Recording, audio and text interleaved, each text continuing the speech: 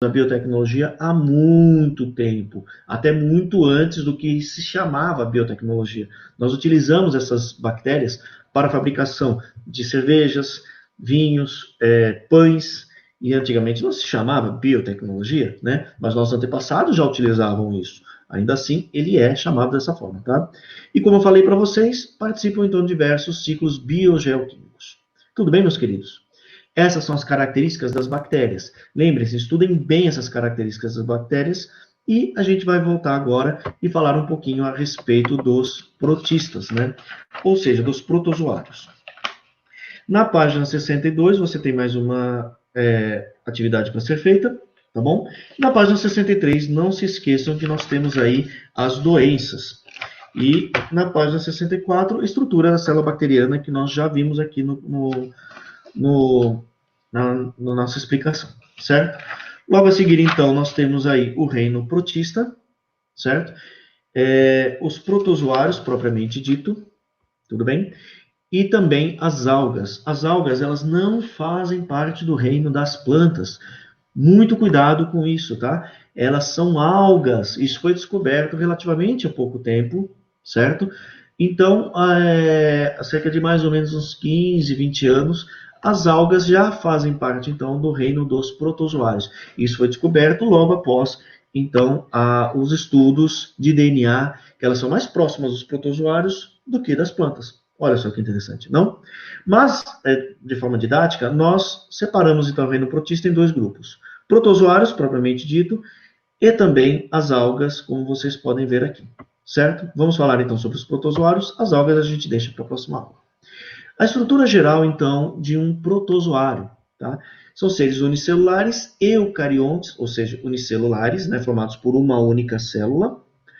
Eucariontes, lembram, ela tem o quê? Núcleo, certo? Ela tem, então, um material genético todo no seu núcleo ali.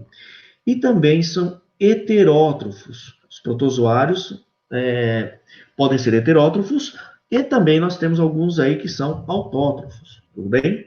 Heterótrofos não produzem o próprio alimento, precisa se alimentar, tá? E os autótrofos produzem, então, seus próprios alimentos. Tudo bem, meus queridos? É isso aqui, certo? Podem apresentar organelas citoplasmáticas modificadas ou especializadas. São encontrados em diversos ambientes, água doce, água salgada, associados a outros seres vivos, tá? Mutualistas, comensais ou parasitas. Nós temos o exemplo aí do líquen, tá? Que é uma associação entre musgos entre musgos não, desculpa, entre algas, tá? E fungos. Isso é muito importante. São algas, né, que fazem parte do reino protista, e os fungos. Então, eles se unem, tá? E formam, então, esse líquen. São espécies específicas que fazem isso. O líquen vocês encontram principalmente aí em locais com bastante natureza, nas suas árvores, né? Ficam normalmente coladas no seu, no tronco da árvore e tudo mais. Tudo bem? Na estrutura de locomoção, nós podemos encontrar, então, uma classificação específica para protozoários. Nós temos o que chamamos de protozoários flagelados. Aqui nós temos o Trypanosoma cruzi, que é o causador da doença de Chagas. Tá? Nós temos aqui os ciliados, tá? Como o próprio nome diz, ele possui cílios aqui, ó, e auxiliam, então, no seu movimento. E também nós temos o pseudópode, que pseudo significa falso, podes significa, então, pés. Então, pés falsos. Um ótimo exemplo, então, é a ameba, que ela se estica toda, vai até lá e pronto. Certo? Além disso, nós também temos aí uma outra classificação de um parasita não, desculpa, um protozoário que ele não tem forma de locomoção também, certo? É isso aí. Desculpa, gente. Certo? Então, na página 65, nós entramos aí no reino protista, tá? Página 66, você tem uma atividade prática que vocês podem fazer em casa, tá? Que é cultivando protozoários. É muito simples de fazer. Tudo bem? Certo. Então, é isso, tá?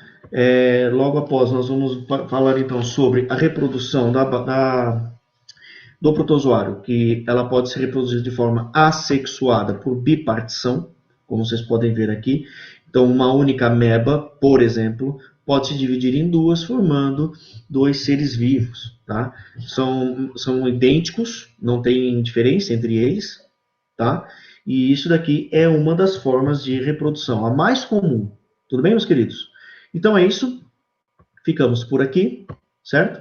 E assim que, que vocês terminarem, então, nós podemos falar sobre o restante das algas e também sobre fungos. Tudo bem, meus queridos? Então ficamos por aqui e até a próxima aula. Um abraço.